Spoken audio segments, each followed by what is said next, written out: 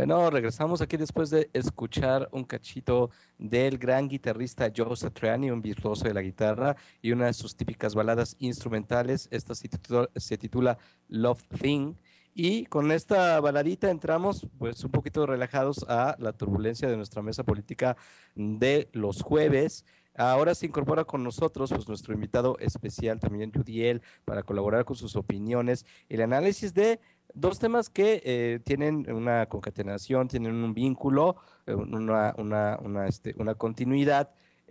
Uno es lo que hemos estado tratando últimamente con este problema de las autodefensas. Es un problema que nosotros ya habíamos dicho en las anteriores mesas y pláticas que habíamos tenido, que había que observarlo muy bien porque es de suma importancia el papel mediático, el papel del manejo propagandístico que puede tener el gobierno con todo este caos armado que hay en Michoacán, en Guerrero e incluso ya hasta en Chiapas también se están presentando fenómenos o por lo menos están saliendo a la luz fenómenos de guardias comunitarias o policías comunitarias y bueno, pues ya se está haciendo algo más denso todavía, que es lo que habría que aclarar porque de alguna forma hoy se dio a conocer a través del periódico La Jornada que en Guerrero ya ciertas guardias comunitarias que ya llevan tiempo trabajando ahí, guardias comunitarias, una categoría con distinciones de los que conocemos como autodefensas y guardias y policías comunitarias, han intentado desplazarse para poder extender la defensa que están haciendo contra los embates del crimen organizado y sin embargo estos grupos, a diferencia de las autodefensas, empiezan a ser hostigados, las vías de comunicación a través de las cuales van a pasar son tapadas o son bloqueadas por el ejército, sus líderes han recibido ciertos de intimidaciones, los pueblos que de alguna manera los están vinculando, los están invitando a sus zonas para que puedan actuar. También son intimidados por las Fuerzas Armadas y esto pues nos da un escenario más o menos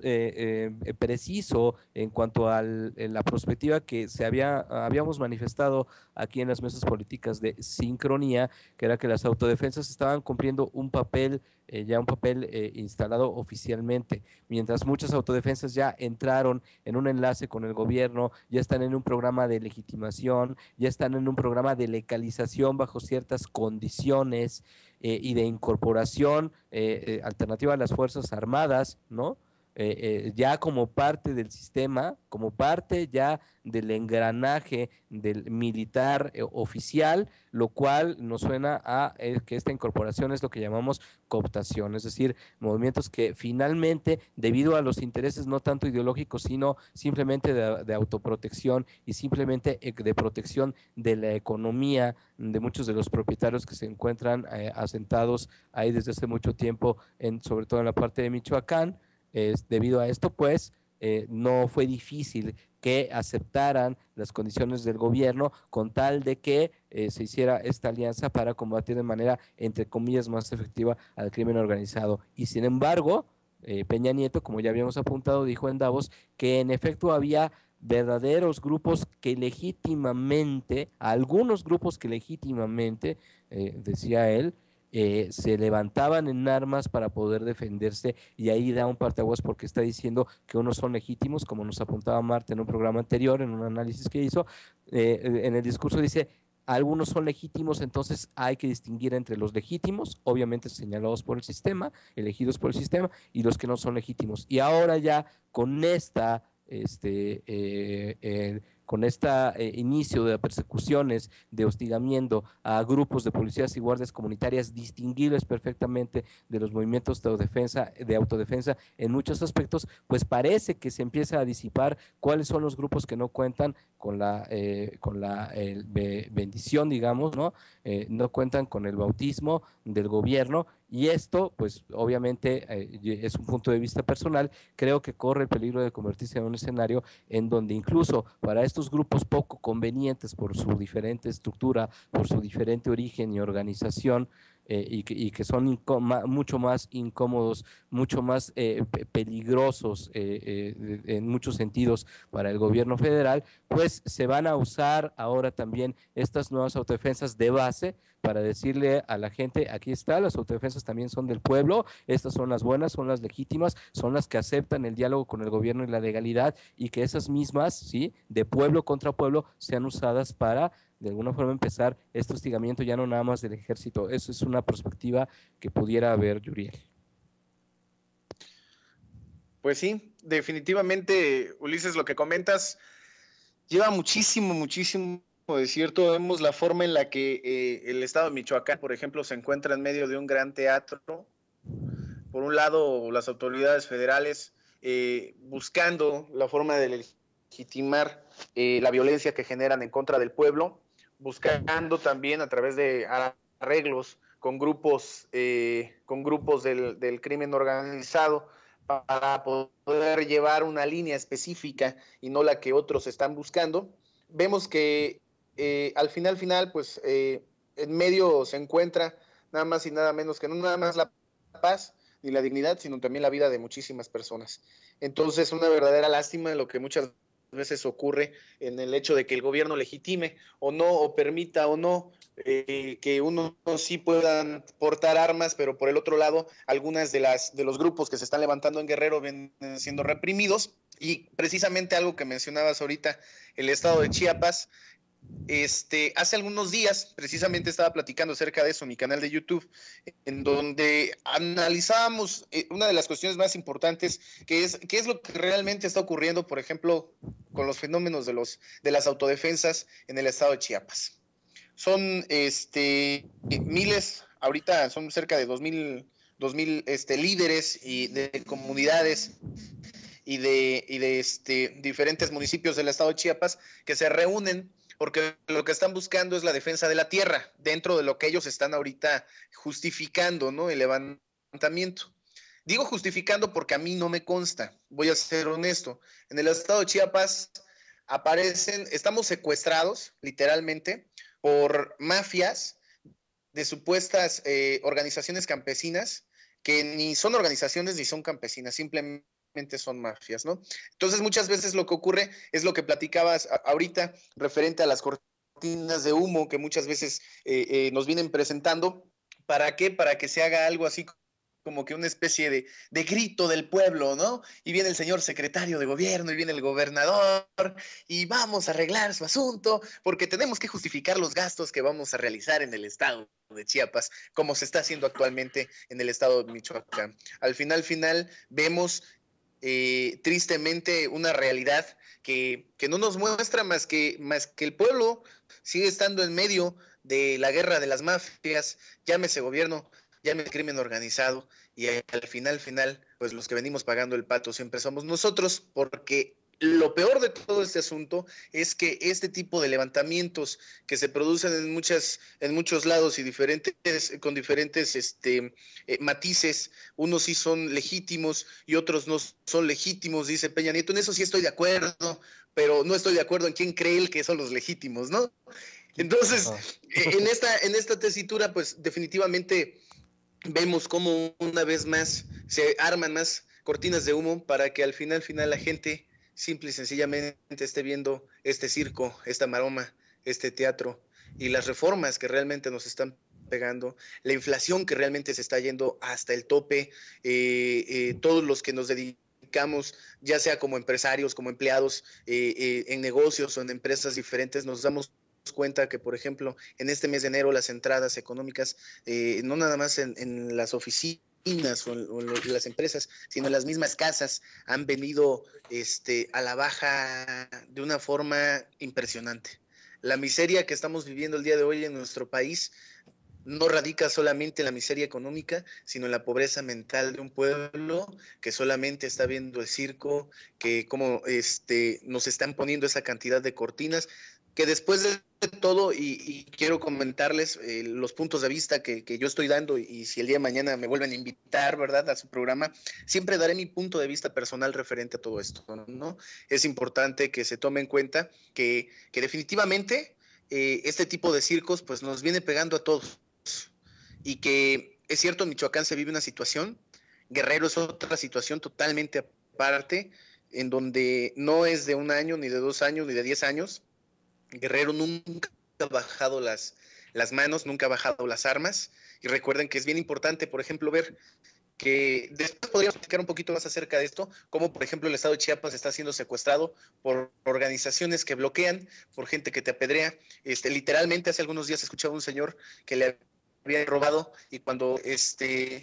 llamó a la policía, al Ministerio Público, el Ministerio Público dijo: no puedo hacer nada porque son de una organización y pueden venir a quemar todo. Entonces,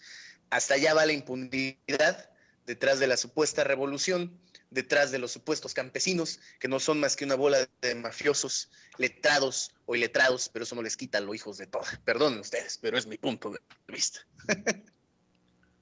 Bueno, yo difiero entre lo de las autodefensas y sobre todo por lo que ellos siempre han dicho, que lo que les importa es la seguridad, y los otros grupos que lo que quieren reivindicar es sus tierras, evitar el saqueo de sus pueblos, evitar el saqueo de sus recursos, evitar la dominación y la imposición de proyectos que no tienen nada que ver, de campos de golf en lugar de los campos en donde ellos siembran, cosechan, donde se alimentan. Entonces yo creo que sí hay que hacer una diferencia ahí. Obviamente habrá mucha gente que se aproveche de eso y que haya oportunistas como en todo, pero también es cierto que este sistema económico de dominación que nos apabulla no solo en México, sino en todo el mundo, sí ha llevado a cabo una serie de saqueos y es necesario que la gente se una y se organice para poder hacer frente a estos embates, y que por unos oportunistas o gente que quiera reventarlo con ayuda del gobierno, creando organizaciones patito que las desprestigien, eso es otra cosa, pero es muy legítimo quienes quieren defender sus recursos. Y por otro lado, en lo de las autodefensas, que ya las legitimaron, se estableció un pacto con ellas, con el gobierno, sigue habiendo muchísimas preguntas, muchísimas dudas. ¿Por qué este trato diferente entre los de Guerrero y los de Michoacán? ¿Por qué el discurso para irse solamente contra los templarios, contra un grupo contra ese cártel del narcotráfico y no los otros? ¿Por qué esas armas? Muchísimas cosas. Y hay muchos analistas que insisten y quieren decir, no es que, porque sí está muy confuso, sigue estando confuso, pero creo que sí hay determinadas luces, como ya los hemos platicado en nuestros programas, pero hay muchos analistas o algunos analistas que siguen insistiendo en que no se parecen a Colombia y quieren a fuerza distinguir y decir que no es verdad, que no tiene nada que ver. Pero yo creo que a veces se equivocan en el sentido de que hablan de las autodefensas, igual que hablan de las policías comunitarias también, y están confundiendo las autodefensas con las policías comunitarias y las de autodefensas de Colombia, queriéndolas paragonarlas con las policías comunitarias, y obviamente ahí sí no tienen que ver, porque ellos no nada más están reivindicando la cuestión de la seguridad, sino otros temas, y desde siempre, como ya lo señalamos, han estado organizadas. Pero con las autodefensas a las que ya se hizo un pacto con el gobierno para legitimarlas, sí cada vez hay más diferencias, más similitudes, por más que ellos quieran decir que no, quieran insistir en que no. Pues bueno, quiero comentarles lo que viene, los reportajes y entrevistas que vienen en la revista Proceso de esta semana. Y vemos cómo todas estas, hay una entrevista con el obispo de Apatzingán, Miguel Patiño, que ha tenido como lo señalamos otra vez, muchos reflectores, vuelve a estar aquí. Y vemos que estas autodefensas y este mismo obispo siguen con el discurso del gobierno del narcotráfico, de Felipe Calderón, de la guerra del narcotráfico, que es el malo. Y es como señala Yuriel también, ese circo que nos hace no ver muchísimas cosas, pero no un circo de las autodefensas nada más, sino de toda esta guerra del narcotráfico, y no solo nacional, sino internacional, toda esta guerra absurda, ridícula, que continúa. ¿Por qué? Porque que se lo han comprado todos a través del brazo mediático. Dice este obispo de Apatzingán, todos estos años, ¿cómo ha visto el trasiego de drogas? ha ido evolucionando. En un primer momento se daba solamente la siembra de marihuana. En un segundo comenzó a darse propiamente el narcotráfico. Después vino el fenómeno de consumo. Ahora vivimos un cuarto momento, el del fortalecimiento de las bandas del crimen organizado que se apoderaron de la zona. Durante más de 3 décadas he dado a conocer esta situación a través de mis cartas pastorales. En los 80, por ejemplo, empecé a oponerme públicamente al cultivo de la marihuana. Cuando todavía no había ningún problema de violencia, ¿por qué se oponía públicamente? Nada más porque sí, porque el discurso lo dice sin ponerse a pensar, sí está muy abierto y todo, pero todo eso, todas esas oposiciones empezó a crecer y a crecer, y si no crecía, Felipe Calderón con su guerra al narcotráfico lo exponenció, aumentó el consumo, llevó a cabo toda una serie de logros, entre comillas, para que esta situación se pusiera peor. Luego me llama la atención, primero piden que en sus cartas este párroco, perdón, este obispo sí, obispo, bueno, no me sé muy bien los cargos, sí, el obispo de Apatzingán, dice que ha estado pidiendo que viniera el ejército porque la violencia, porque nada. Llega el ejército el 1 de agosto de 2009 en la parroquia del Perpetuo Socorro de Apatzingán, se celebraba una misa para una quinceañera. Sin orden de cateo, de pronto irrumpieron en el recinto cientos policías federales, iban encapuchados y portaban armas de alto poder. Les habían dado el pitazo de que ahí se encontraba el narcotraficante Servando Gómez Latuta y llegaron a prenderlo. A Latuta no lo encontraron, pero sí fue detenido Miguel Ángel Belusa Villa, supuesto operador de la familia. Y entonces el episcopado envió una carta diciendo que por qué interrumpían una misa. Ni siquiera por la orden de cateo, sino por qué interrumpieron una misa. Bueno, quieren, no quieren. Entonces también la iglesia, ya todo el mundo está ahí metiéndose en muchísimas cosas. Pero hay otra cosa más interesante. Un reportero de Proceso entrevistó a Rubido García, uno de los operadores de Peña Nieto, y le dice que en poblaciones como Antunes las autodefensas han realizado actos de autoridad como requisar casas de cabecillas de los caballeros templarios y arrebatarles a estos propiedades que devuelven después a sus dueños originales. Él le dice a este operador, hemos presenciado en varios lugares cuando reciben a los autodefensas como héroes, ya que los consideran libertadores porque los narcos los oprimieron durante muchos años y las autoridades no hacían nada. Y ahora vemos que están realizando actos de autoridad como recuperar tierras en Tancítaro y dárselas a la gente que robaron los caballeros templarios. ¿Cuál es el paso, la línea tan delgada para que primero le quiten a los templarios y luego se las quieran quitar a otras personas porque les dan como un baño de pureza a todas estas autodefensas? Pero ¿qué es lo que va a evitar que de quitarle sus cosas a los templarios si alguien les paga más o alguien les dice, me robó mi casa, y sin averiguar ni nada va y le quita a alguien nada más por un pleito personal? Es muy grave, y tan es grave y cada vez se parecen más a la de Colombia. Hay más rasgos más preocupantes ante eso, que una investigadora del fenómeno de Colombia, el fenómeno paramilitar en Colombia, señala: la creación de autodefensas civiles para enfrentar a grupos armados legales es algo que usualmente sale mal, muy mal, como lo demuestra el caso de Colombia, porque cuando se empiezan a formar esos oligopolios de violencia y el Estado pierde la capacidad de ser el único proveedor de seguridad y justicia, la violencia termina disparándose. La gente arranca con la idea de que solo se va a autodefender, pero la lógica siempre es que para autodefenderse tiene que atacar a los demás, así que eso inevitablemente, y tal es nuestra historia en Colombia, acaba por escalar la guerra. El fenómeno paramilitar se dio como un proceso de privatización del ejercicio de la fuerza, la ley y la justicia por sectores afines a los propósitos y razones de Estado, ante la incapacidad del mismo para operar en contextos regionales dentro del marco de los parámetros institucionales, como estamos viendo aquí en México.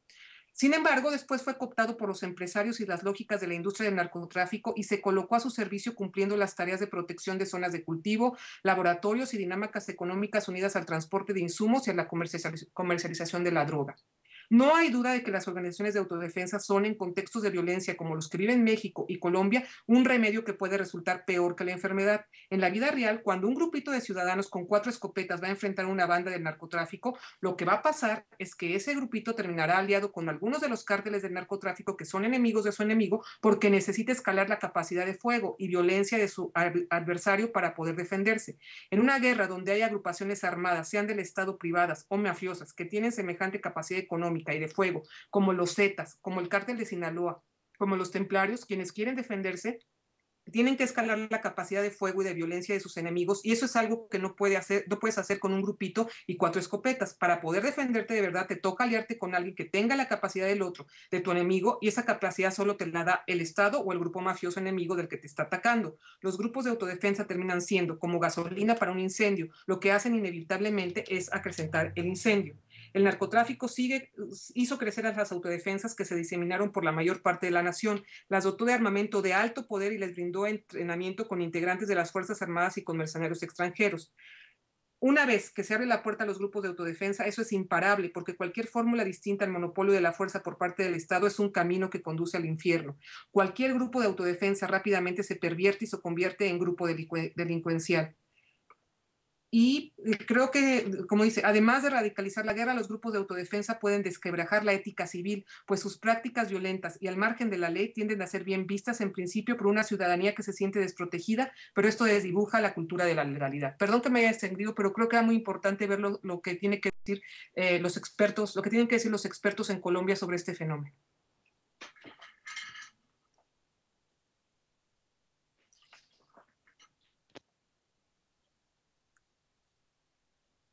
Pues sí, definitivamente, ya como comentábamos, es algo que es lamentable. Sin embargo, lo más importante es lo que cada uno de los que nos están escuchando en este momento también piensen, opinen. Recuerden que es muy importante que participen con nosotros y que en un momento determinado pues nos den su punto de vista aquí en la página de Red Generación. Así que bueno, pues de antemano muchísimas gracias por la participación que hemos tenido pues esta noche. ¿Qué les parece si nos vamos con algo de muy buena música? Seguimos con esto y pues regresamos con más. Esto es Sincronía. 2 a.m. and she calls me 'cause I'm still